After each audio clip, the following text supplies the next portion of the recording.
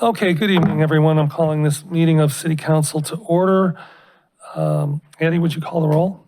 Cobb. Present. Gouda. Here. Larson. Here. Maddox. Here. Russell. Here. Petrus. Here. Posh. Here. Okay, nobody's absent. Any amendments to the agenda? Mr. President, Yes. I'd like to make a motion to move 156-2024 from first readings to first readings for adoption. Okay, do we have a second on that? Any discussion? Okay. Do we need a roll call vote for an amendment? No, good. All right, all in favor? Aye. Any opposed? The amendment passes, so the 156 will now be in consideration for adoption tonight. Next, we have on the agenda, I gotta get my glasses. Approval of the minutes for May 23rd, June 3rd, June 17th, June 24th, and June 2nd. Anybody seen anything in the minutes that they want to change or amend? Okay, hearing none, we'll just move on to communications from the mayor.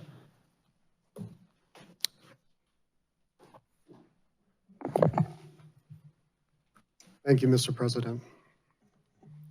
Just a second.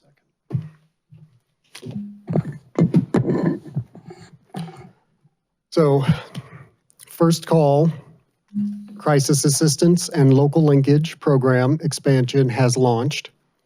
As I believe many of you are already aware.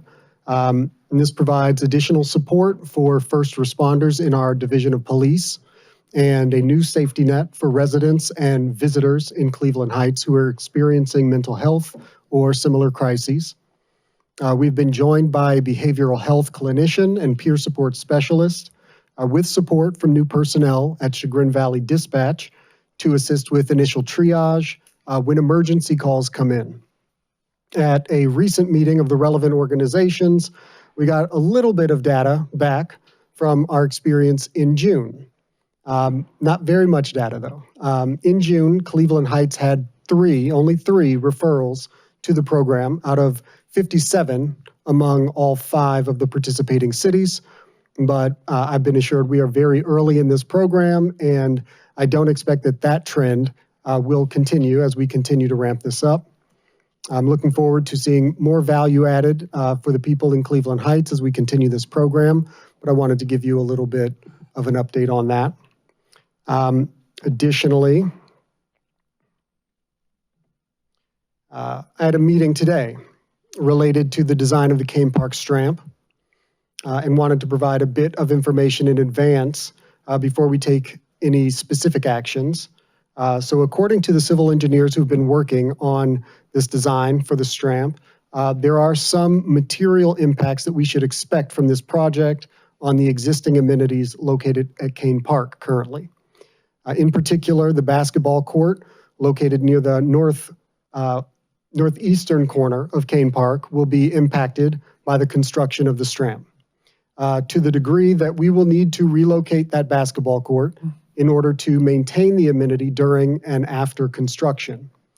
We have several options under consideration for that relocation. A final decision has not been made about the eventual form of that, but in connection with that decision and sort of a more public conversation about what that will look like, I would like to request a Community Relations and Recreation Committee to explore this in a more comprehensive way. On another note, many of you may already be aware that the Heights Medical Building experienced a failure of the facade that resulted in damage of the storefront along Fairmount at its intersection with Cedar. Luckily, no one was hurt. This took place at 2:45 in the morning. The owner, Jacob, was moved out of danger just in the nick of time before that facade collapsed. And additionally, it looks like the damage to the private and public infrastructure was relatively minimal, given what could have occurred. It's also important to note that for the most part, it appears that the interruption of the businesses and the business activity of those affected businesses may also be much less than we initially were concerned about, based on the additional exits and entrances that Barrio, for instance, and the Fairmount have. So I want to say our first responders in fire and police got to work immediately. I want to thank them for that response. I would also like to specifically thank our fire inspector and chief building official who were working with the building owner and the businesses over the last 2 days, ensuring that the businesses at Barrio and at the Fairmount can continue their work with minimal interruption. They're working with the building owner and the building owner's structural engineer for that continuing inspection of the property related to this damage. And I think it's been noted in the discussion in the community about this incident that very few cities in our region perform proactive inspections of these particular building systems. The city of Cleveland is one of those cities that performs those types of inspections. And we are very fortunate that our chief building official has a great deal of experience with this type of commercial inspection. And we are currently working through a process of including that type of proactive building system inspection in an ongoing way so as to avoid future similar situations. Once we get that up and running, we'll be happy to provide more information about how that will impact businesses moving forward and commercial properties. I'm really delighted to announce that after very, very much preparation, including the allocation of community development block grant dollars for necessary environmental survey, local match for the state funding that we've attracted, we have received approval for the remaining funds needed for the demolition of the old Hillside Dairy building on Warrensville Center Road. I want to thank the County Land Bank for assisting in this process and the Ohio Department of Development for providing the funding. Importantly, though, I would like to specifically thank Assistant Director for Community Development, Brian Iorio, for his steadfast dedication to seeing this process through and for his creativity in putting together the stack for this project. This project is a crucial step in making this site redevelopment ready. We have high hopes for the site as an important piece of the revitalization of the entire Noble Road corridor. Lastly, the editorial board of Cleveland.com and the Plain Dealer published a piece yesterday about Cleveland Heights elected officials, all 8 of us. Judge Costello got a reprieve. I think that it presents an important perspective on how we've related to each other and how we are growing into this still new form of government. And that perspective reveals that we all have some work to do to live up to the hopes and expectations of our city. And I know I could get defensive, come up with all of the reasons why there are other people or circumstances at fault for where we find ourselves right now. But I'm going to acknowledge and then resist that urge and instead own my part in this and then continue to try to find productive ways to meet this moment and to support Team Cleveland Heights in earnest, despite any cultural or political headwinds. I've made some miscalculations along the way related to this delicate balance between embracing deep cooperation with council as a body and with council members individually, and setting clear boundaries in this new government that will serve as important precedent in the decades to come. I don't believe that those miscalculations are fatal to the cause that I think we all share, to build a better Cleveland Heights for everyone who calls it home and everyone who will call it home in the future. But one of those miscalculations was in my initial conception of the most effective and efficient method of interbranch communication. In 2022, I began a series of what we called leadership meetings with the president and vice president of council. And in this second council term, I invited the council president and vice president to continue this practice. And over the last 2 years, for a variety of reasons, this practice has not been a resounding success when judged by its results. The Plain Dealer editorial brings home an important point, though, that it is our responsibility, my responsibility, to review that failure and adjust course with the goal of cooperation remaining firmly in mind. One miscalculation, a major miscalculation that I made back in 2022 and continued into 2024 is the expectation that those leadership meetings could possibly be effective in communicating the needs of these 8 elected officials in a robust and complete way. Even the name of the meetings is a miscalculation because it doesn't respect that each of the 8 of us is a leader in this community. And with due respect for that fact and in the interest of truly adjusting course, seeing failure, doing an after-action report, and figuring out where to go next, what I'd like to do is think about how these 8 elected officials, which if you do the math, at the very bare minimum, is a set of 64 points of connection among the 8 of us.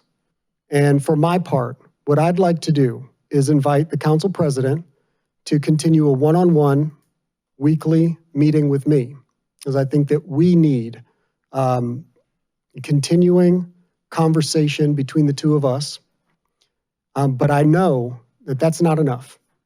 And so I'd like to invite the remaining 6 council members to an ongoing, standing, monthly meeting with me so that we can talk about the things that may be frustrating you, the goals that you have for our community, how we can work together on those and the goals that I and my administration have for our community. I want you all to know that this isn't the ceiling, though. Like the weekly meetings that I'm proposing with the council president, because I believe that there are some additional conversations that we need to have. It doesn't mean that that's the only meetings that we could have. And as we've, proven to ourselves, sometimes we talk multiple times a week, depending on the needs of the community and our agendas. And it's the same with the individual council members. I'd like to have that standing meeting, but I want us to all be clear that that's a minimum and not a maximum of the conversation that I think we need to have. So whether that is in the form of a text here or there or a phone call between meetings, I think that it's important that we try again. And so this is my attempt to foster that cooperation. We meet here with the body of council on a bi-weekly basis or twice a month. But I think individually, each of us need to develop a specific one-on-one relationship where we can have the type of communication that leads to cooperation. With that, I yield back my time and I guess optimistically await a future response, not necessarily in this meeting, but I would like to speak with each of you about setting up those monthly meetings and resuming a one-on-one with the council president. Thank you, Mr. President, for the time. Thank you, Mayor. Next on the agenda is Leopardo Energy. I first want to apologize for not getting you up during the committee of the whole, but if, I'm not sure who wants to come up first, but we would very much like to hear your presentation, and then I would sure we'll have some questions for you. And if you could, as you come up and speak, say your name and so forth, position. Well, first off, my name is Rob Vollerath. I'm the president of Leopardo Energy. Thanks for having us here tonight. We're excited to present our findings to you guys tonight. We've been working for a while, developing a proposal that will create some solutions to some things that may or may not be breaking news. For those of you that have gone on the site survey tours with Heather, this will be a refresh. For those that haven't, it'll be maybe a new story. But we're excited about the solutions that we have here. Kev, if you don't mind, actually, before I do that, I'll at least introduce our team. I have Heather Garay, who some of you have met with, she's our partnership executive. Heather actually used to be a finance director for a community that we did 3 successful phases of the program we're recommending for you guys. And she found so much success in it that she wanted to help other communities have those same results. And when her time in public service was up, she asked to join our team. She's also an attorney, so we kind of consider her Captain Avenger on our team. She brings the IQ in the room up when she comes in. And this is Drake Wallers, our Senior Vice President of Engineering. Sorry, his name? Drake Wallers, sorry, I'm trying not to overpower on the microphone with a loud voice. But he's the architect of all the solutions that you'll see here. So Kevin, if you don't mind going into the process to date. So back in February, the city put out a request for qualifications for a guaranteed energy savings performance contract. And then in April, it was due. And then we were selected in early June, and we've been working hard since then, developing the proposal that we're going to present to you tonight. And then obviously sorry, that's a misprint. We were supposed to present at committee of the whole, but now we're doing it here. And I'm going to turn it over to Heather to walk through the executive summary. Thank you, Rob. Good evening, everyone. It's nice to see some of you again. Before I get started, I just wanted to take an opportunity to thank all of you who came on the tours with us, President Kuda, Councilmember Larson, and Councilmember Posh. I think that it was beneficial for you to see firsthand the things that we're showing you today in the presentation. I also want to thank Addie, who's been a big help in scheduling and coordinating for me. I know she's got a lot on her plate, so appreciate the assistance there. I do want to say that because I felt like it was so great to have council members, on the site visits, getting to talk to the employees who really work within these buildings and understand their needs. I understand your schedules are pretty packed, but if anyone would like the opportunity to go before the next council meeting, I'd be happy to arrange something for you guys. So please just reach out to me afterwards and we can get that set up, okay? Let's start here, Kevin, with the capital needs. So in our evaluation, probably not news to most of you, but a lot of your major systems are beyond their useful life is the term that we like to use, which means that they're failing at a fairly rapid pace. And these are conditions that did not happen overnight. These are things that are deferred maintenance issues that have been ongoing for some time. And when you see some of the photos that Drake will walk you through, it'll be pretty evident that these are not new problems and these are problems that you're going to face, whether it's in an emergency situation or in a program like this, where we can take a proactive step to getting you lined up for the next 20, 30 years in these critical facilities. So as you can see, the major systems we're looking at: mechanical, roofing, envelope, which includes your brickwork, facade, windows, doors, control systems, and lighting systems are past their useful life.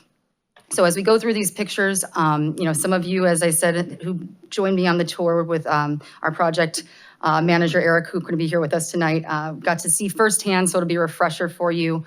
But for those of you who are seeing this for the first time, some of these photos might be a little bit scary, but the good news is afterwards we have a solution. So I'm going to turn it to Drake now, and please feel free to interrupt us if you have questions as we go. Thank you, Heather. And I'm sure you'll probably add commentary as I go through some of these photos here. As Rob mentioned, my name is Drake Wallers. I'm the Senior Vice President of Engineering. I'm the lead engineer for the project. And I'm going to take you through some of the photos that we took during our examination of the buildings. And so just to back up here, we're going to show you lots of groupings of photos here. So this is mechanical. And just to clarify what we're looking at here, we surveyed the City Hall, Fire Station 1, Fire Station 2, the Service Center, Kane Park Amphitheater, and the Recreation Center and Cumberland Pool. So let's first start out with the mechanical systems here. So as Heather mentioned, 77% of these mechanical systems are past their useful life. Some of these have been replaced. There was an energy project done a few years ago, but as you can see, the majority of these systems are in need of replacement. And not only that, our surveys revealed that a lot of these systems are not even up to code. So when we went through the service center, we realized that a lot of the ventilation systems, particularly in the garage area where all of the exhaust is for the auto and trucks, there's not significant ventilation in there and it's not up to code. So part of our solution is not only just replacing systems, we have a whole team of engineers that will complete a brand new design and bring everything up to code so we have safe and healthy buildings. I moving think forward. that particular facility is one that I think was very impactful for the council members who joined us. I think on Councilmember Larson's day, we could actually see the exhaust in the air. And I know that with President Kuda and with Member Apash, we were able, you could breathe it. And these are employees breathing and working in these circumstances. And so the solution that we're presenting will upgrade that whole system, will make it a safer environment and a more operational facility for them so that they can do their job in a healthy space. So that is, it's a major aspect of this project. And certainly if you've not seen it, I welcome you to, if you're not with me, go check it out yourself. And not only are we just replacing systems and redesigning systems, but we're also adding some significant upgrades. For Kane Parking, for example, we're adding some heating and cooling to spaces where the performers have to get ready and prepare for the performances. There's no heating and cooling in a lot of these spaces. So part of this project is adding a lot of that heating and cooling that has been needed for a long time. Moving on to the roofing here. So again, we're looking at some of the areas in the service center here. A lot of these photos are from the service center. This roof is far past its useful life. As you can see, you have a really good solar system there that's only a few years old, but that roof is far past its useful life, and it's a long time coming. It's in need of replacement. And you can see some of the close-up photos of the massive deterioration here along the roof.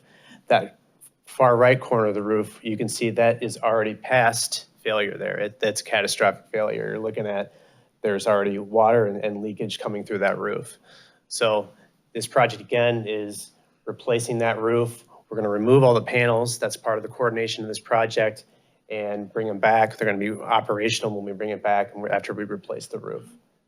And just to note also, when we go to the next slide where we're going to be looking at a lot of the facade photos, I think it was pretty evident in person. It might be a little harder to draw the connection here through the photos, but in a lot of the places in the facade that were significant failings, it's because there was a significant failing of that roof and there was leakage happening that deteriorated the facade work.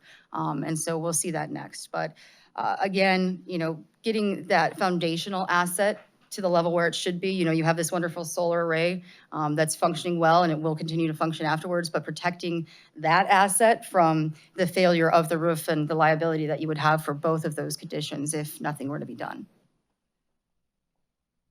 And as Heather mentions, when you have bad leaky roofs, it leads to deteriorating on facade. And this is what you're seeing here. And we're looking at a lot of the photos of the service center here. You can see that there's a lot of crumbling of the brickwork. You can see a lot of it's been falling off. Again, we're talking about safety. A lot of this brickwork should be addressed because it's far past its useful life. You can see a lot of it's been failing. And I'm sure all of you know that the picture on the top here, the famous pyramid for the city hall here. It doesn't look so bad from the inside, but you can see the photos on the outside. We did a lot of drone footage here, and we can realize that there's a lot of deterioration of that and of the sealant around the window panes there. And there's a lot of leaking around the perimeter of that pyramid. And I could tell, I saw the bucket down there. There's a leaking, you can act a leak right now. So part of this project will be completely replacing that entire system. It's an extensive project. It needs a lot of design and coordination because the roof needs replacement too. So it's great to have these addressed together, replacing the roof and replacing this pyramid structure so that we have a fully replaced system. You know, it not only provides that, transformational refresh, but it also minimizes the amount of time that you have employees, out of their regular office space so that we can conduct this work. When we're able to do it as a comprehensive approach as opposed to a piecemeal approach, you're going to get a better end result, and it's going to be less disruption to you, to the employees, and to the public. And just real quick, putting my former finance director and legal hat on, I mean, when I see these photos, I see liability. Some of these conditions are very critical. And it's not, if something's going to happen, it's when something's going to happen, if nothing is done. And we think this is a great opportunity to really make some transformative changes to these facilities and set them up for the future and really create a legacy project for you here in Cleveland Heights.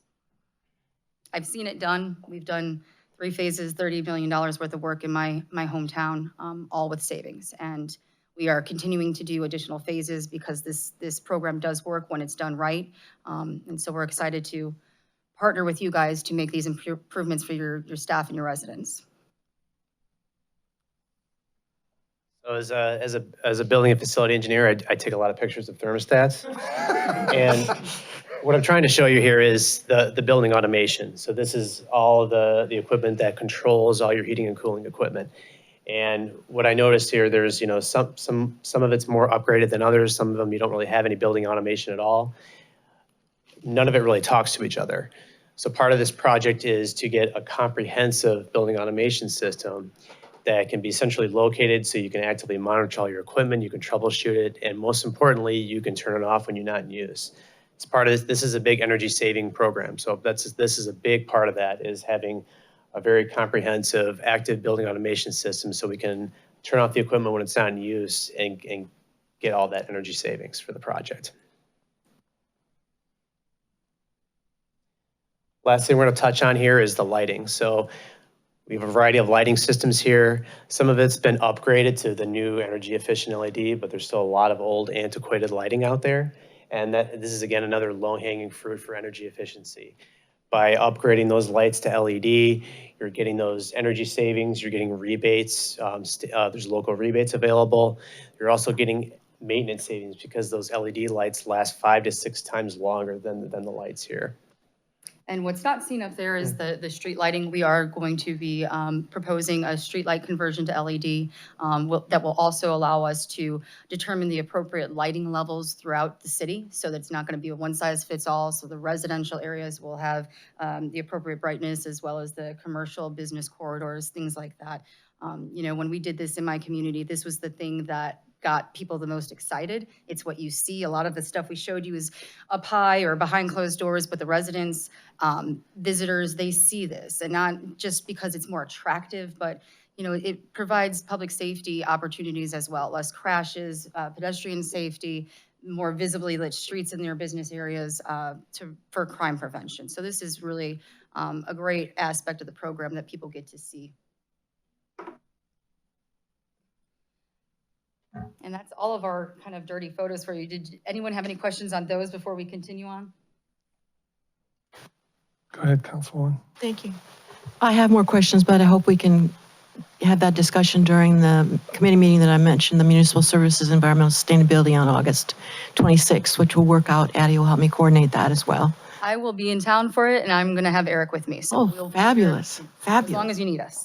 So I would like to have some detailed project lists, but one of the things that I saw when we went to the amphitheater and heard you say was you were going to replace the roof on the amphitheater stage, or on the amphitheater itself, and we already have a contract with a company that's going to do that work. So I'm not sure if you were aware of that. I mean, just to briefly reiterate our kind of approach to this, there's different ways that we can handle that situation. Depending on how long you are, far along you are in the process, it could be absorbed within this project. Okay. Or if there's duplication of efforts at any point, we can pull that scope item out and apply those dollars elsewhere. Okay. So we would have those discussions, and sometimes the benefit of absorbing it in, because we're going to subcontract some of this work out anyway, is that you get the benefit of the guarantee then on that work. And whereas you're not going to have that if it's done as a standalone. But we could work through those kinks as we get to the final contract. Thank you. Vice President Russell. Yes, I want to thank you so very much. I was not able to make the tour, but I will find some time since I'm back in town to visit some of these areas. Our city needs it so badly. And I'm very excited about the lighting because we have heard the community speak about lighting in all of the community, especially the Noble and Taylor area, as far as lighting and safety. I can imagine how some of these buildings look. As the mayor talked about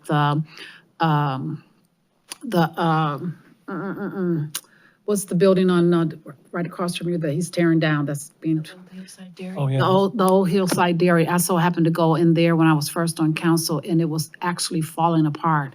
And our police was actually in there working out, and it was asbestos. It was things falling from the ceiling. So I do understand some of the issues we have. So I am so glad that you are addressing these, and I'm very happy that the mayor was able to get the Brown money to be able to tear down that also building as well. So thank you very much. Happy to do it. So when we were in the service department the other day, what is that smell? exhaust. It's not, just- there's nowhere for it to go. The ventilation isn't, I mean, Drake can probably speak to it Yeah, better. It's I just mean, not operating we- appropriately. We see it a lot in service centers, you know, when you have a lot of active traffic coming in and out of those garages. It doesn't take much, but it's that exhaust fumes that is what you're smelling. You know, it kind of like almost doesn't smell like that. It smells like something else, like it evolved into, I don't know, some weird kind of. Pleasant. Yeah, either way, Yeah, yeah. but it's really strong, and it doesn't feel safe, you know? And I'm part of those improvements will include, just like we saw at the fire stations where they have the CO2 monitors. So, you know, when it hits a certain level, it'll sense that system. It'll automatically turn on the ventilation. These upgrades are very much needed at that facility. Yeah, I think the employees will really feel the difference once they're implemented. sure. Right. By all means, go on. I'm just going to touch on some of the environmental benefits of this program. So this is there's a significant amount of energy savings between retrofitting the street lights, retrofitting these buildings. You're not only getting those upgrades, but you're getting a tremendous amount of energy savings. You're looking at 2.6 million kWh annually, 5,900 therms annually saved. And just to put that in perspective, what does that mean? Well, that's 4.2 million pounds of CO2 saved annually, or 242 homes powered, 427 passenger vehicles removed from the road, or 233 million smartphones charged. What we're trying to show you here, this is one of the fun parts of our job, is showcasing the energy that's saved from one of these projects. And as part of this project, we would help the city, on behalf of the city, market these statistics to the public to showcase their environmental stewardship. Over to Heather. And not only is it green, but it is also financially responsible, which is my favorite part of this project. You know, coming from the finance director position, that's how I met Leopardo, was doing this type of project. And as we said, we found over $17.5 million worth of capital improvements that we feel we can help you with through this program. But the even better news is that we found over $18 million worth of savings that we can use to make those improvements. So what that means is that this is under special legislation. They've recognized the fact that communities don't have the dollars available to make all the improvements in all the facilities that they own. And so they put this in place as a tool for you to finance the improvements through the savings that are guaranteed by us as an ESCO company. So in your situation here, we've found over $18 million during this investment grade audit that we're currently in the process of. We typically find quite a bit more, and we're excited to find more for you. We want this to be a legacy project for you. And what it also does is, because we use the savings as a repayment source, you're pledging those savings, not tax dollars. So you're preserving your bonding capacity for what I like to call the fun projects, the things that the public wants to see, and you're using dollars that you're already spending within your budget to make the improvements on your facilities so you can continue to provide these services to your residents and visitors to Cleveland Heights. And now I'm going to turn it over to Rob to talk a little bit about the local economic stimulus as well. Yeah, and this is the cool part for me, the guy that runs the company, is these projects really turn into local economic stimulus packages. Because when you're talking about projects of this scope, there's been studies shown that for every dollar in green energy infrastructure project spent, $4 comes back into the community. So you're talking about stimulating the local economy by almost $60 million on a project like this, creating 173 jobs, and then seeing almost $1 million in additional tax hit your budgets. So for us, that's really cool. And then the other thing that we do is we partner with all the local trade councils across the state. So all the work is done by local talent. So we're a big believer in that. We're headquartered in Chicago, but we're a union contractor. So all of the work will be done using local skilled labor, which always makes these projects turn out better, in our opinion. That's because we gotta guarantee the savings and the performance and the cost. I want skilled workers doing that, so I don't want to write checks. And then lastly, if Kev, you don't mind going to the last steps. The next steps are really pretty simple. We didn't know about the committee meeting on the 26th, but Heather and our project management team will be here, Councilmember Larson. And then the next step to get fully started is council approval, which we hope happens on September 3rd. We can finalize our design by the end of October, be in pre-construction by November, and have all this stuff done in a year. So that's why Heather calls it a legacy project, because it allows for these things to get done comprehensively in an interconnected way, where not only does it impact everybody here, but it's also done in a more financially responsible way. And the speed of delivery is so much quicker because all these scope items are interconnected. And when you do them together, you get a better economy of scale. And I have to give credit to my former police chief for the Legacy Project tagline, because at our ribbon cutting in my hometown, he gave a speech and said, this is a legacy project for not only the Hammond Police Department, but for this community as a whole, because we would never be able to do what we did for even that department alone with our budget dollars. This program, when done well, allows you to address so many needs at one time. And because, not just the performance or the saving is guaranteed, the cost is guaranteed. I heard from council members and employees on these tours that, a lot of these projects, maybe dollars had been allocated, but by the time it got to the point of, bidding it out or getting the cost, that cost had risen so high that the project didn't get done at all. That's not going to happen here because we have to guarantee that maximum cost. And it's in our best interest and your best interest to move quickly on these items that you can see are in desperate need of repair. So this eliminates that higher cost factor and eliminates that delayed response time. And this really, we can see a lot of work done in this community in 2025 if we continue on the schedule that is presented before you. We thank Mayor Siren for being aggressive with us with this timeline. We are up to the challenge if you guys are, and we hope that this becomes a legacy project for your community. And this is just phase one of many in the future. But we're available for questions if you have any, or otherwise I will be here on the 26th if anybody would like to try to coordinate something between now and then or on that date for a tour. Be happy to do so. Well, Heather, since you're the finance person, how do the upfront costs work? Because I understand about the long-term savings part. So essentially, we're going to finalize all of the scope items, finalize all of the savings that will all be in the contract that your attorney is reviewing. And then all of the project scope will be financed. So we're able to finance the total amount, even the cost of interest if you wanted to. Some communities do make contributions.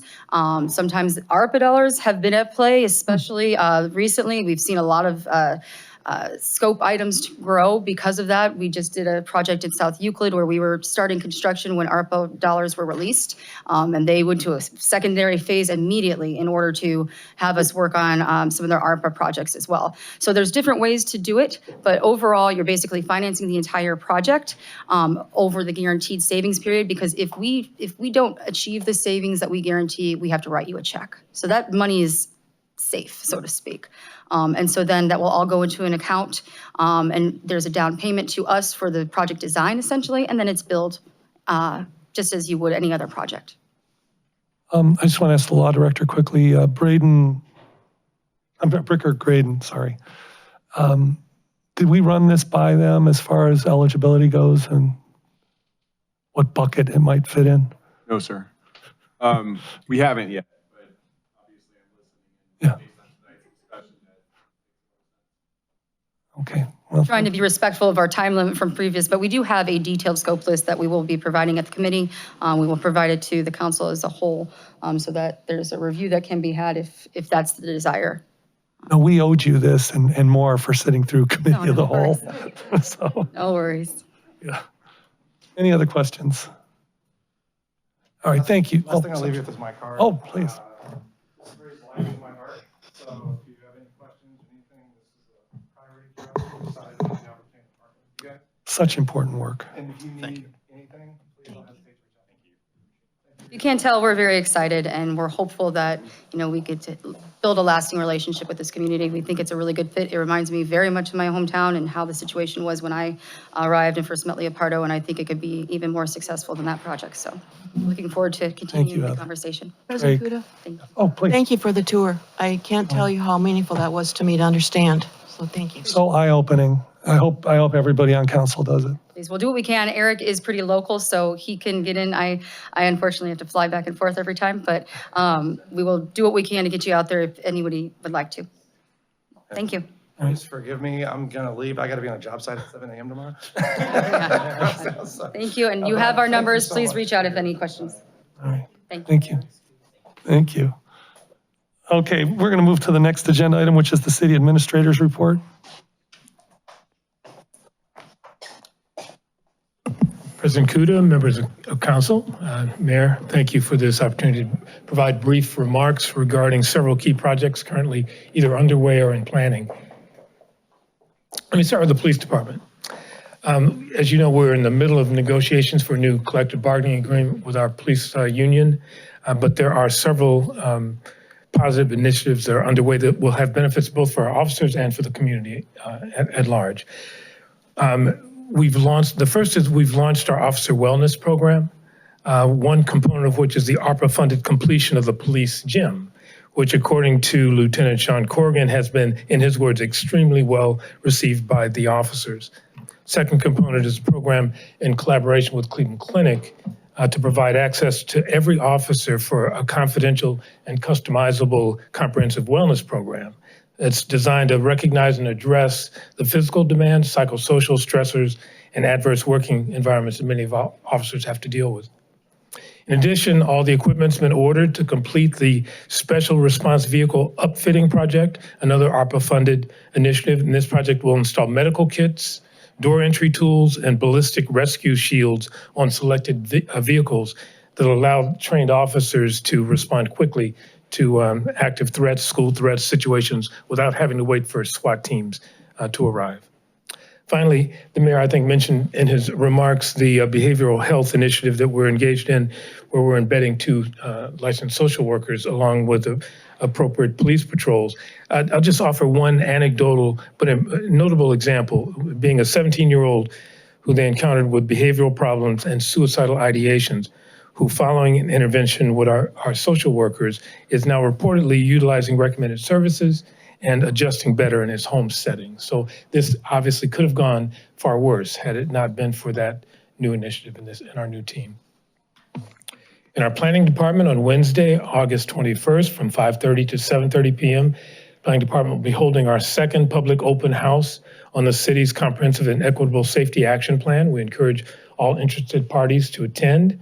The open house will focus on the analyses conducted so far for the project following the open house, the goal is to complete a draft plan by October and to apply for a planning grant of up to $750,000, designating this as a demonstration project. We should learn whether our grant application has been successful by the end of the year. The city recently issued a request for expressions of interest, which is a process designed to determine the level of interest from potential buyers, gather additional information, and identify parties for future discussion and negotiation in an effort to return property held by the city to productive uses. This is a fairly new emerging strategy being used by a number of municipalities around the country, including the city of Cleveland, but it's the first time we've employed this strategy here in the city of Cleveland Heights. Responses to the request have to be received by August 30th at 4 p.m. and more details can be found on the city's website. And finally, in Public Works, the roads program continues its ongoing and relentless work. I think it was mentioned earlier, we could spend our entire ARPA allocation on roads and still have more work to be done. But we are making progress with the completion of the Lee Road project from Superior to Mayfield and the North Park project from Coventry to Delaware. The remainder of this year's program will start the first week of September with an anticipated completion by the first week of October. There will be 2 pre-construction meetings taking place on August 30th. The first one with contractor, I think it's Jadco Construction, addressing the Surrey garage issues, following which we should have an updated schedule for the completion of that project. And the second meeting, also on the 30th, for the Clarendon-Edgerly water line and road rehab project, for which, again, after this pre-construction meeting, we should have a better idea of the final construction schedule for that project. That would be my report for the evening. Thank you, Mr. Williams. Mr. President?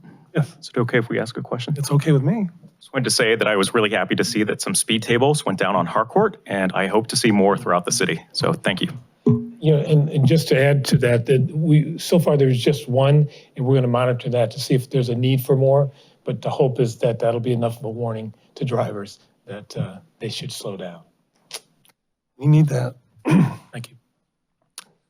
Okay. Any departmental reports? No, right? Okay, Mayor, I know I requested a couple of directors to come and they weren't able to come this time. It was, I think, IT and communications, and you said maybe another time. Can we look at perhaps September 3rd? Okay. I know you're not prepared to, like, you haven't even asked Tentatively, them. yes, I'm absolutely fine with it. Just need to check with their availability. Thank you. Sure, thank you. So where are we? Public comment, right? No, I'm sorry, when I skipped something. Oh, report of the clerk of council. Nothing My to bad. report. I'm so sorry, Eddie. All right, now we're at public comment. I have nothing for legislative agenda items. But I do have 2 for general. So Robin Coslin.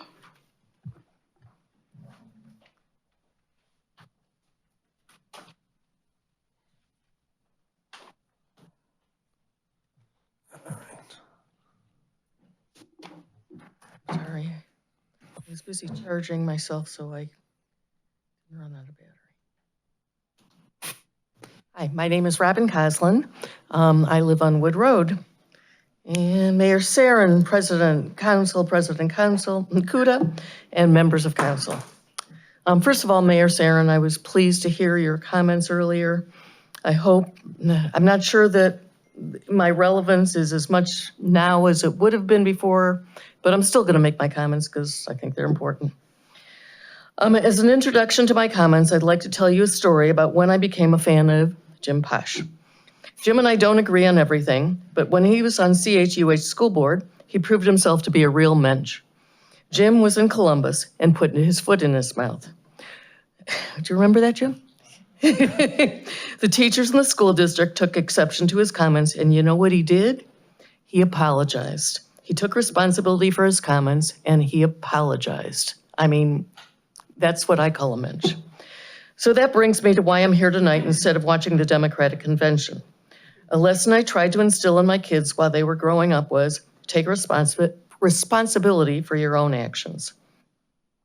Council President Kuda, please believe me that I am not accusing you of wrongdoing, as I am not sufficiently knowledgeable about sunshine laws. But if you have made any mistakes in understanding and following sunshine laws, it would be best if you took responsibility for those errors and apologize. If any council member feel that they have erred, so we will forgive you. I do appreciate that you and Council Vice President have offered to meet with Mayor Sarin to clarify unresolved issues. And I also realize that since lawyers are involved, maybe that means you can't apologize. And that's a shame. Mayor Sarin, I know you found it difficult to have your powers to appoint members of commissions revoked, but I think it would be best for you to acknowledge the frustration council members had when you did not make the appointments in a timely manner. The CIC found itself unable to act without the appointments. Council's frustration was legitimate, and it would have been great if you had looked at your own part in the scenario. At the same meeting, you blamed Councilmember Larson for not calling you directly to address this issue. Councilmember Petrus questioned why you never returned any emails and calls from him. Questioning you about your willingness to communicate with both citizens and members of council is legitimate. Instead of taking responsibility, you responded in a petty manner. Again, when one screws up, acknowledge it and vow to do better.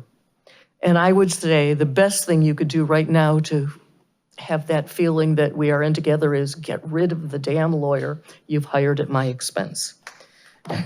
Councilmember Maddox, I think you owe Kuda an apology too. You two disagree on substantive issues. That does not make him a racist. It makes him someone you disagree with. Thank you very much. CJ Nash. I'm so sorry, CJ. I just assumed. That's funny. Angel Fasolo. Oh. Well, somebody else got called, but I'm fine with James. Yeah. Yeah. My comments really have quite evolved. Oh, my name's Angel Fasolo. I live on Edge Hill. I said at the committee of the whole meeting prior to this, I've been following this in the news online, the lawsuits, the drama, the soap opera that we have in Cleveland Heights. It's like a disgusting custody battle.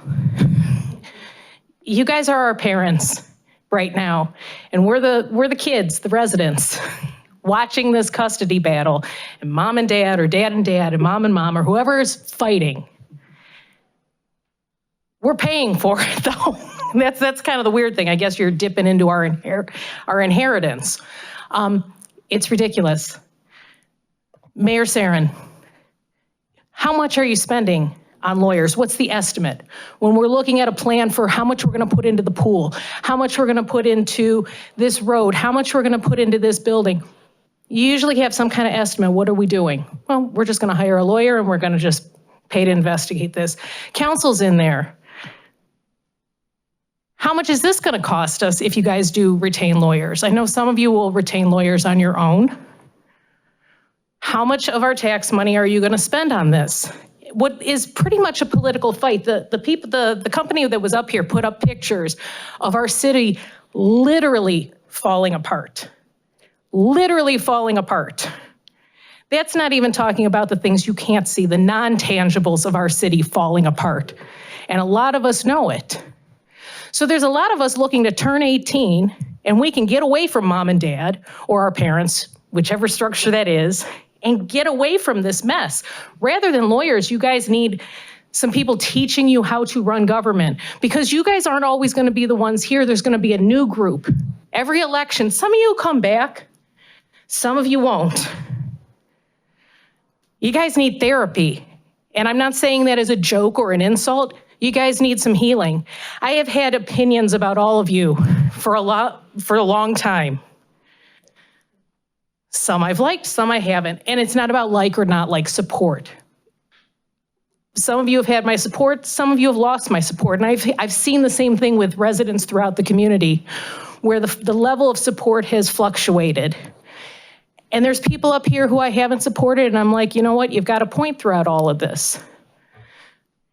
And the other way around. But how is this gonna help, this legal battle? You're dealing with ARPA, you're dealing with a failing city, you're dealing with so many problems. How much does the mayor's office, how much would council plan to spend, how many hours, how much time? And will you guys even be in office when a potential lawsuit or any of this actually comes about?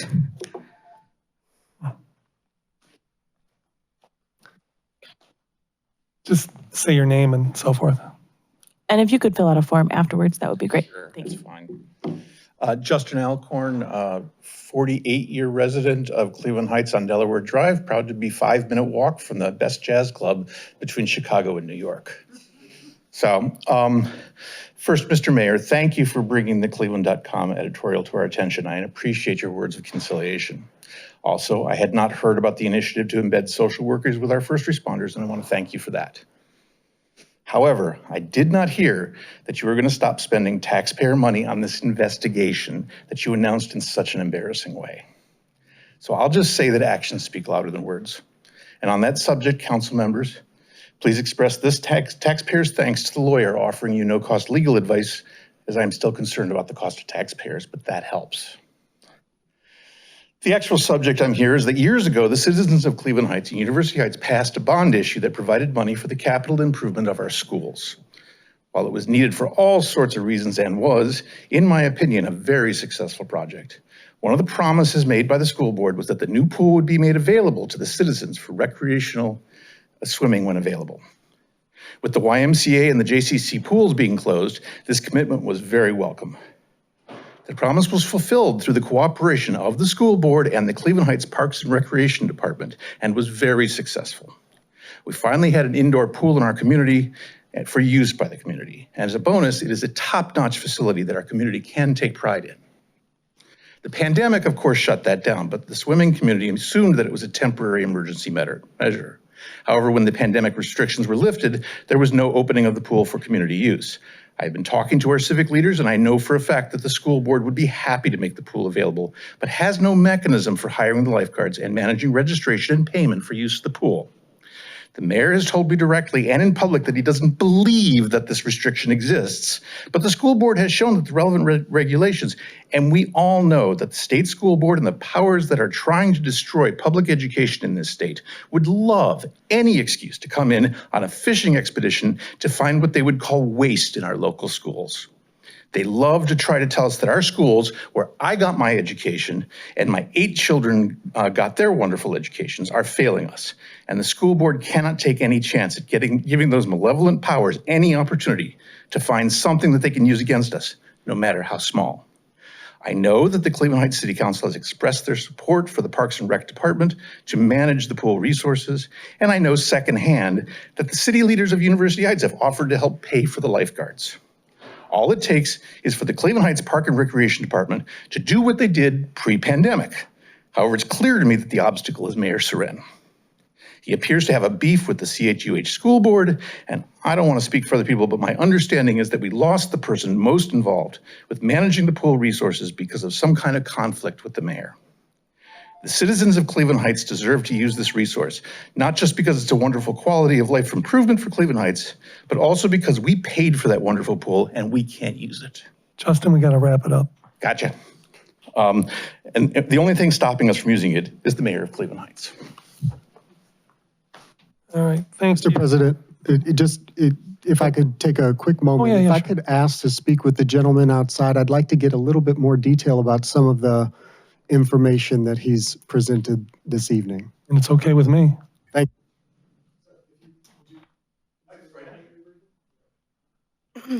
All right, and I just want to say, even though only 3 people spoke today, it's just as usual, very thoughtful and very much appreciated. Next, we're going to go to first readings for consideration of adoption. Go ahead, Eddie. I've got resolution number 149-2024 on first reading, a resolution appointing James Nemastel as a member of the Landmark Commission of the City of Cleveland Heights, Ohio, and declaring the necessity that this legislation become immediately effective as an emergency measure, introduced by Councilmember Cobb. Is there a motion? So moved. Second. All right, any discussion? All right, all in favor? Aye. Any opposed? Motion passes. Next, I have resolution number 150-2024 on first reading, a resolution appointing Lorna Rudolph to the Cedar Lee Special Improvement District, Inc.'s Assessment Equalization Board, and declaring the necessity that this legislation become immediately effective as an emergency measure, introduced by President Kuda. So moved. Second? Second. Thank you.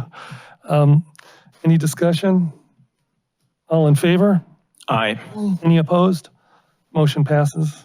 Next, I have resolution number 151-2024 on first reading, a resolution authorizing the mayor to enter into an agreement with Best Equipment for the acquisition of a leaf vac for the Streets Division of the Department of Public Works, and declaring the necessity that this legislation become immediately effective as an emergency measure, introduced by Mayor Seren. So moved. Second. All right, we have a motion and a second. This is about buying a leaf vac. Any discussion? So let me just say that I don't usually do this, but like last year during the budget hearings, I brought up, like, why don't we have leaf vacs? Because we have this kind of 5-step process for leaf removal, and it just seemed kind of cumbersome. And when I looked at some of our neighboring communities, the leaf vac system seemed to work really well. I couldn't be happier that we're getting this leaf vac. Thanks to Council Vice President Russell, we're going to get a second one, because once that was moved forward in the budget hearings, Councilwoman Russell said, well, don't we need more than one? And that's how sometimes things get into the budget that simply. So this is a wonderful first start. So with that, all in favor? Aye. Any opposed? All right, motion passes. And there's one more moved up from first reading. Yes, I have resolution number 156-2024 on first reading, a resolution appointing Councilmember Gail Larson to the Donebrook Watershed Partnership Board of Trustees and declaring the necessity that this legislation become immediately effective as an emergency measure, introduced by President Kuda. So moved. Is there a second? Second. All right, I'm glad you didn't make Gail like second her own motion. All right, any discussion? All in favor? Aye. Any opposed? Motion passes. First readings only. Okay, I have ordinance number 152-2024 on first reading, an ordinance authorizing the mayor to enter into an energy savings performance contract with Leopardo Energy and authorizing the financing of the energy conservation improvements under such guaranteed saving contracts and declaring the necessity that this legislation become immediately effective as an emergency measure introduced by Mayor Sarin. Okay, I'm assigning that to municipal services. I have resolution number 153-2024 on first reading, a resolution confirming the mayor's appointment of Tony Sias as a member of the Arts Commission of the City of Cleveland Heights, Ohio, and declaring the necessity that this legislation become immediately effective as an emergency measure introduced by Mayor Sarin.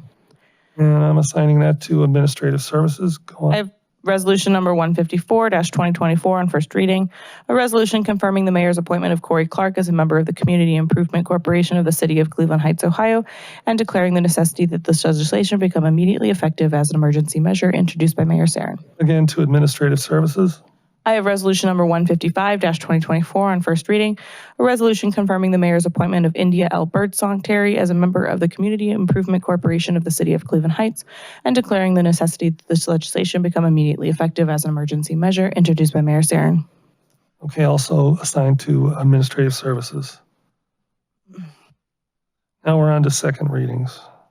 I have ordinance number 127-2024 on first reading or second reading as amended, an ordinance establishing salary schedules, position classifications, and other compensation and benefits for officers and employees of the city, and declaring the necessity that this legislation become immediately effective as an emergency measure introduced by Mayor Sarin. A motion? So moved. Second. All right, any discussion? All right, among other things, this gives most of our employees a 3% raise, retroactive to April. All in favor? Aye. Any opposed? Motion passes. I have resolution number 143-2024 on second reading, a resolution appointing Carly Beck as a member of the Climate and Environmental Sustainability Committee of the City of Cleveland Heights, Ohio, and declaring the necessity that this legislation become immediately effective as an emergency measure introduced by President Kuda. Motion? So moved. Second. All right, any discussion? All in favor? Aye. Any opposed? Motion passes. I have resolution number 144-2024 on second reading, a resolution appointing Muhammad Irfan as a member of the Climate and Environmental Sustainability Committee of the City of Cleveland Heights, Ohio, and declaring the necessity that this legislation become immediately effective as an emergency measure introduced by President Kuda. So moved. Second. All right, any discussion? All in favor? Aye. Any opposed? Motion passes. I have resolution number 145-2024 on second reading, a resolution appointing Sean Terry as a member of the Climate and Environmental Sustainability Committee of the City of Cleveland Heights, Ohio, and declaring the necessity that this legislation become immediately effective as an emergency measure introduced by President Kuda. So moved. Second. Any discussion? All in favor? Aye. Any opposed? Motion passes. I have resolution number 146-2024 on second reading, a resolution appointing Fern Hott as a member of the Transportation and Mobility Committee of the City of Cleveland Heights, Ohio, and declaring the necessity that this legislation become immediately effective as an emergency measure introduced by President Kuda. So moved. Second. All right, any discussion? All in favor? Aye. Any opposed? Motion passes. I have resolution number 147-2024 on second reading, a resolution appointing Gail Lewin as a member of the Transportation and Mobility Committee of the City of Cleveland Heights, Ohio, and declaring the necessity that this legislation become immediately effective as an emergency measure introduced by President Kuda. So moved. Second. Any discussion? All in favor? Aye. Any opposed? All right, motion passes. I have resolution number 148-2024 on second reading, a resolution appointing Sam Bell to the as a member of the Transportation and Mobility Committee of the City of Cleveland Heights, Ohio, and declaring the necessity that this legislation become immediately effective as an emergency measure introduced by President Kuda. So moved. Second. All right, any discussion? All in favor? Aye. Any opposed? Motion passes. All right, we're moving on to the consent agenda. Do we need to suspend the rules here? I'll read them all and then you can do that. Thank you. I have resolution number 157-2024 on first reading, a resolution recognizing September 2024 as National Service Dog Month in the city of Cleveland Heights, Ohio, and declaring the necessity that this legislation become immediately effective as an emergency measure, introduced by President Kuda, Vice President Russell, Council members Cobb, Maddox, Larson, Petrus, and Posh. I have resolution number 158-2024 on first reading, a resolution proclaiming September 13th through 22nd, 2024 Welcoming Week and declaring the necessity that this legislation become immediately effective as an emergency measure, introduced by Mayor Sarin. I have resolution number 159-2024 on first reading, a resolution recognizing September 20th, 2024 as Car Free Day and Parking Day 2024 in Cleveland Heights, introduced by Mayor Sarin. I have resolution number 160-2024 on first reading, a resolution proclaiming September 2024 National Preparedness Month and declaring the necessity that this legislation become immediately effective as an emergency measure, introduced by Mayor Sarin. All right, do I have a motion to suspend the rules? So moved. Second. All right, any discussion? All right, go ahead, Addie, call the roll. Maddox. Russell. Posh. Yes. Cobb. Aye. Kuda. Aye, Petrus. Aye. Larson. Aye. okay. And now a motion to adopt. So moved. Second. All right, any discussion? All in favor? Aye. Any opposed? They all passed. Now we're on to committee reports. Councilwoman Larson. Thank you. I had quite a bit to say, but I'm going to consolidate it because of the late hour. So I'll just briefly talk about the Finance Committee met on August 15th. Gary Benjamin discussed the recommendations the Racial Justice Task Force made regarding mortgage and home repair lending in African-American neighborhoods. As a result of that discussion, Frank Ford has been invited to join us at our next meeting to be announced in September. And we'll be discussing a potential survey that could collect data that could help Cleveland Heights collaborate with other municipalities to encourage banks to increase the number of mono loans in African-American communities. So there'll be some data collection. We also talked about encouraging council to reactivate the Racial Justice Task Force. President Kuda, if you would write that down for possibility in the future, or admin services, I would appreciate that. And the council's budget process, we talked about that quite a bit. We're tracking the 2024 budgeted capital expenditures and a process for preparing the council's 2025 budget. And Acting Director Schuster was there at the meeting with us. Addie will be reminding council we need to center any 2025 council budget requests as soon as possible to ensure they're included in the 2025 budget. The Citizen-Led Climate, Environment, and Sustainability Committee will be meeting tomorrow at 2 p.m. here in City Hall. And finally, the Municipal Services and Environmental Sustainability Committee will be meeting August 26th at 10. We'll be discussing traffic studies with Public Works Director Colette Klingscale and reviewing Ordinance 152-2024 as assigned to the committee, which authorizes the mayor to enter an energy savings performance contract with Leopardo Energy. Thank you. Thank you, Councilwoman. Councilman Petrus. Thank you, Mr. President. The Housing and Building Committee is meeting tomorrow at 5 p.m. in the executive conference room here on the second floor of City Hall. In this meeting, the committee will discuss housing-related recommendations from the Racial Justice Task Force with Planning Director Mr. Eric Samft. The committee will also receive an overview from Mr. Alan Butler about inspections. And finally, I invited Mr. Eric Elmy, our new Chief Building Inspector, to talk about the cornice collapse that happened over the weekend in the Cedar Fairmount District. Housing and Building Committee has a second meeting later this week at the request of Mr. Paul Greenberg. We're going to have a walking tour of his neighborhood. As our clerk included in the meeting agenda, the tour will begin at 4 p.m. at 3248 Euclid Heights Boulevard. Finally, as many people may know, the Housing and Building Committee typically meets at 5 p.m. on the second Tuesday of the month. Our next regularly scheduled meeting is at 5 p.m. on Tuesday, September 10th. During this meeting, we'll continue discussions about the housing relay recommendations from the Racial Justice Task Force, and the Legal Aid Society is going to continue their overview of tenant rights and responsibilities that they're compiling for Cleveland Heights tenants. Thank you, Mr. President. Council Vice President. Yes, I just want to announce that the dog park public hearing for tomorrow has been canceled, as well as the planning and development. I was out researching information for a veterinarian for the dog park. I actually was talked to a veterinarian at Oak Tree. Is that right, Addie? Oak Tree? Veterinarian, and they gave me some information that I needed to go to University Hospital. So I wanted to be very diligent before I give information, because people were really concerned about the dog park and feces or urine and whatever, the safety to the community residents and all that. So I wanted to make sure I had all of my I's and dots crossed before I brought in, started the public hearing. So we will definitely be having that. It'll probably be moved sometime in September, but once I have all the information and everything lined up, we will definitely have that second public hearing. And we're shoring up some things for planning and development as well. So thank you. Thank you, Councilwoman. Any other committee reports? Okay, seeing none. Any old business? Any new business? Okay, I got two hands here. Sorry. Councilman Posh. I appreciate the public comments earlier about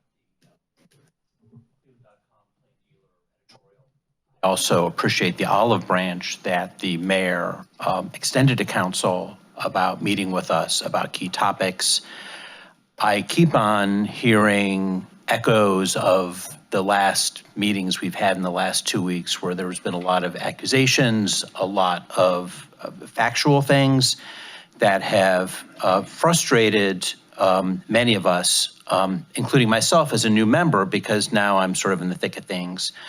What I am looking for council to do is spend a little bit of time, similar to what was done with this planning and economic development process roadmap that President Kuda put together, but a roadmap on how we as a council feel are our expectations of how to work with the administration and how to collaborate with them well. I perceive 2 meetings, one amongst ourselves, all 7 of us, so we could agree and be inclusive in this process.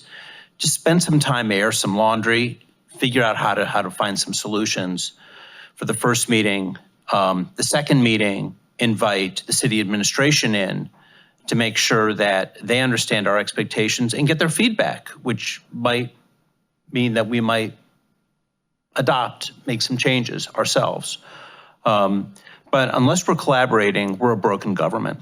We just cannot function the way that we've been functioning. That's all I have to say. All right, Councilman Maddox.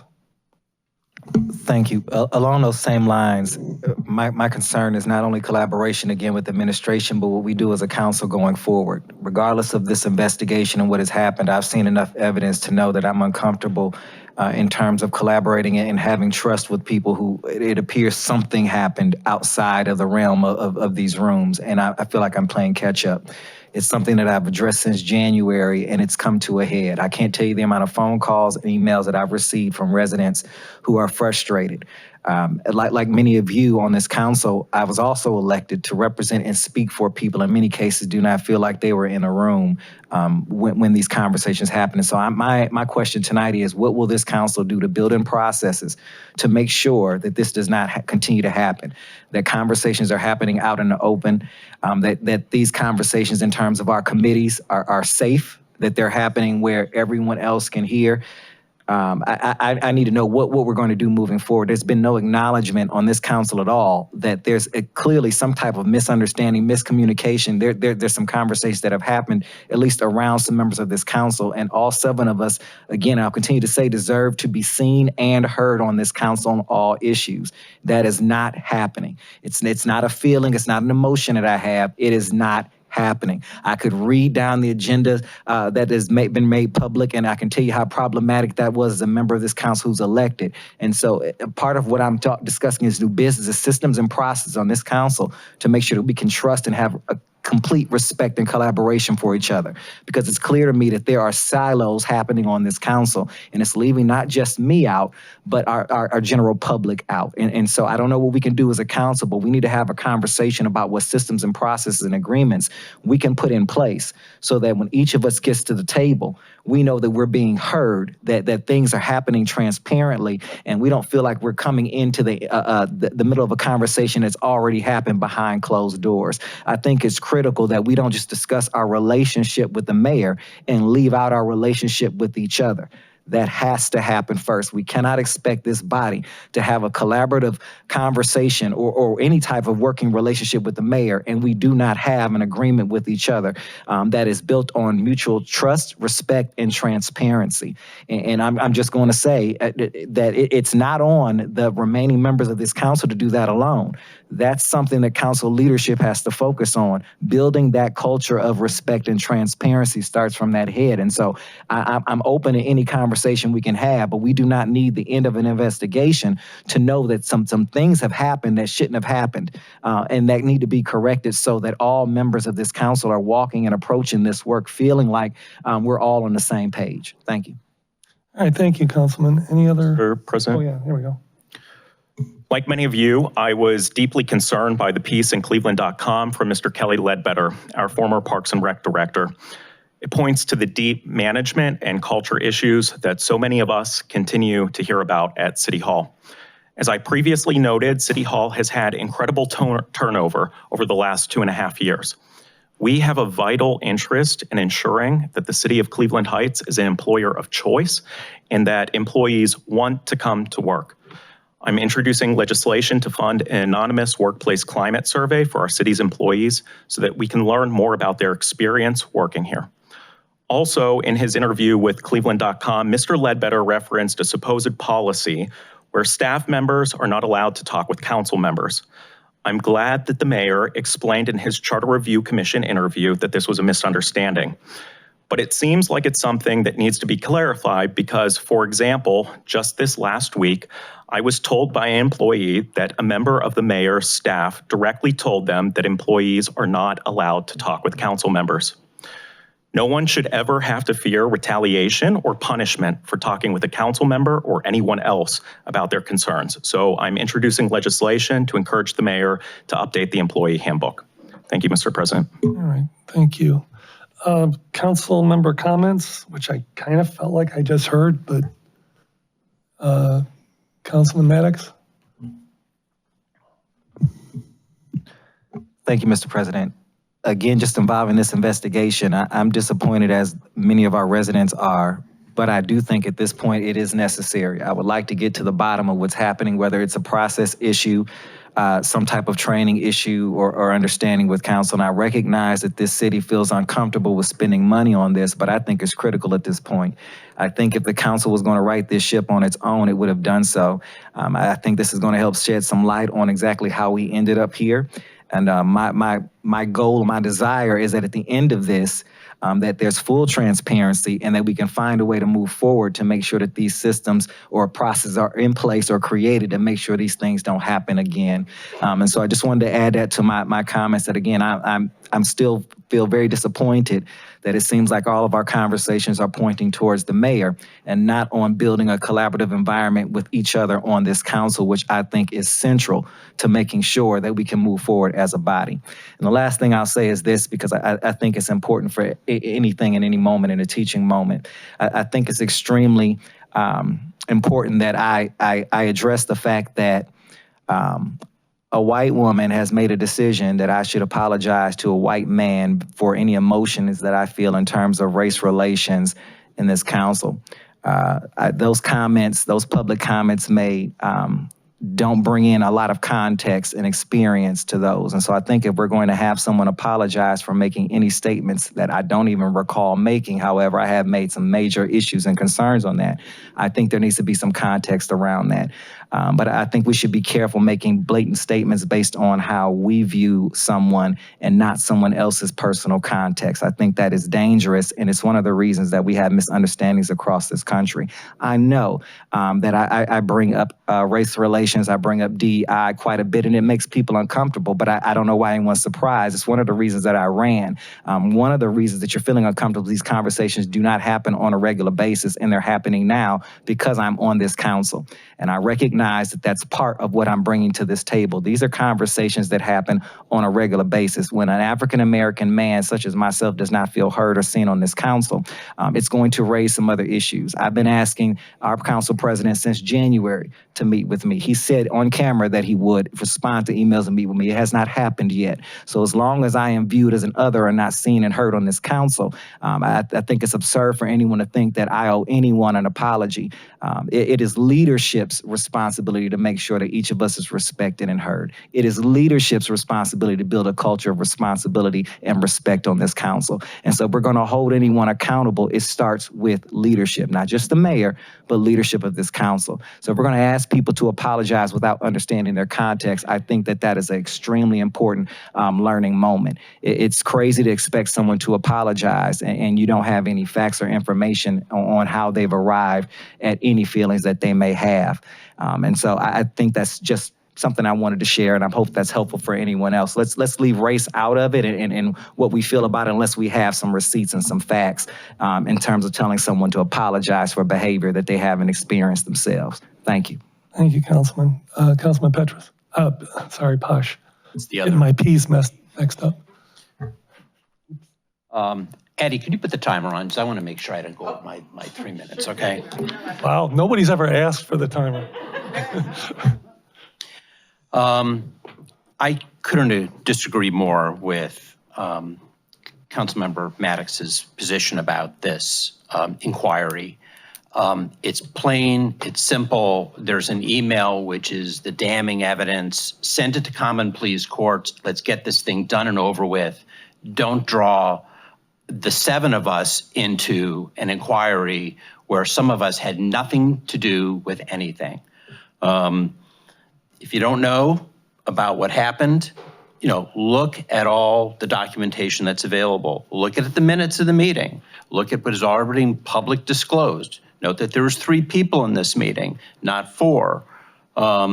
I don't want to go through an inquiry, and I don't think the balance of council does, the majority of council. And I just think it's unfair to put some of us through something that is just blatantly, for all practical purposes, a witch hunt. So I think it needs to stop. We need to get on with our business, and we need to move forward. Thank you. Thank you, Councilman. Any other, Councilman Petrus? Mr. President, thank you. On the topic of ARPA, I remain deeply concerned. As you may know, the city of Cleveland Heights is receiving a once-in-a-lifetime $38 million infusion from the federal government. Allocations were made on December 18th, and the administration continues to struggle getting these funds out. I have asked month after month after month about the $1.2 million that was allocated for assistance to business. And I even suggested to the mayor that even if we don't have an application ready, we should put notice in the newsletter about this assistance so that businesses are aware of it and can apply. Just this evening, before the start of the committee of the whole meeting, we went into the executive conference room and we each had a packet. In the absence of there being an application made available to the public, people are just sending stuff to us hoping that they could receive some of this money. So I am hoping that it was passed 8 months ago. There was even discussion tonight about maybe how it might be too late to get this out. That is ridiculous. We need to do this as quickly as possible. On the topic of the swimming pool, with the end of the Cumberland season around the corner, it's important for me to note that nearly 2 years ago, City Council authorized and directed the mayor to negotiate a facility use agreement with the CHUH School District. It's my understanding that nearly 2 years later, the mayor has not engaged the school district, despite, ironically, the legislation being passed on an emergency basis. And as a reminder, earlier this year, this council allocated funds for the purpose of paying for lifeguards at the high school swimming pool. I just hope, Mr. Mayor, I know that he's not here right now, he stepped out. I just hope that we can move forward and help people to swim in the high school. Thank you, Mr. President. All right. Any other comments? I just want to make a correction. The business allocation for ARPA was legislated back in 2020. So $1 million was legislated for ARPA funds for businesses in 2020 that nothing has happened as of yet. I remember that. That was with the 5 million. Yeah. Any other council comments? All right, so now we're at the end here, President's report. Let me just say that, I know we're all pleased that nobody was hurt when the medical building top collapsed. A lot of us walk by there. I mean, we see people, it's a pretty busy area. And certainly want to praise emergency services for getting right over there and cleaning it up and making sure that nobody else is in danger. I also want to acknowledge the passing of Gus Frangos Saturday before last. Gus Frangos helped start the land bank, the county land bank. He was very instrumental in the workings of the Western Reserve Land Conservancy. He wrote some incredible legislation for the state of he was a former city councilman in the downtown ward in Cleveland for, I believe, 12 years.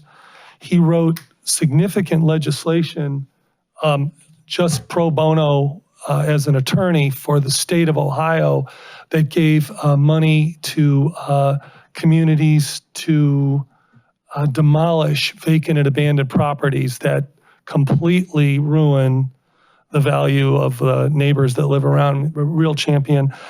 I had the pleasure of knowing him since the 4th grade because that's where we started out together. Gus and I had a lot of fun, especially going to the Cedar Lee movie theater and just kind of horsing around Royal Castle. We used to be on the corner of Cedar and Lee. Just a great guy, died completely unexpectedly, but I want to honor him today. Fellow Heights High graduate. On the topic the mayor brought up about the, wanting to kind of remake the relationships. I always appreciate when people are thinking and reflecting. We all need to be doing that. There's no question about that. I would just say this. The meetings that Council Vice President Russell and I had with him were very productive. We always sent the mayor an agenda, a couple of days, and Administrator Williams, we always sent an agenda ahead of time. For the 5 months that we had the meetings, because they kind of stopped sometime in May, I felt they were very productive.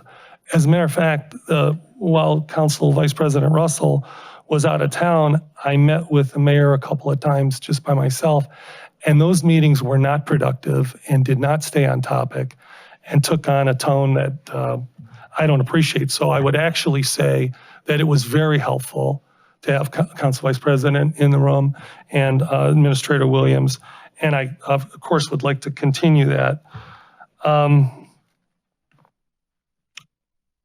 What else do I want to say? I want to say that the Cleveland.com article is not accurate in its characterizations. I sent Cleveland.com a communication today from, when I say our, I want to be very specific, Councilwoman Larson, Petrus, Russell, and myself. Mike Unger has agreed to represent us at no cost. He put out some information that I think was important today that was not reported. At no time, this is Mike Unger speaking on our behalf, at no time was there a prearranged gathering of a majority of the 7 members of Cleveland Heights City Council. The mayor's so-called evidence of an open meetings violation does not withstand even the slightest scrutiny after, that's Mike Unger after looking at the evidence. To try to de-escalate the situation, I and Vice President Russell have offered to sit down with the mayor on multiple occasions to clear the air and discuss any legitimate areas of concern publicly and before, by the way, the lawyers were hired at $375 an hour. And Mike Unger has characterized the hiring of the attorneys as an unwise and unnecessary expenditure of taxpayer funds that appears to be retaliatory in nature. I wish the mayor was in the room right now because I want to offer him what I've offered him before. Let's sit down and talk this out. We may not be able to come, I can't guarantee anything, but we may not be able to come to an understanding. We may not be able to avoid some kind of litigation. However, I think we owe it to the residents to try before we spend thousands and thousands of dollars on attorneys. So I'm going to email the mayor just like I do every week on Sunday. Now I'll do it on Monday and ask him again to sit down and try to resolve this issue. And with that, this meeting is adjourned.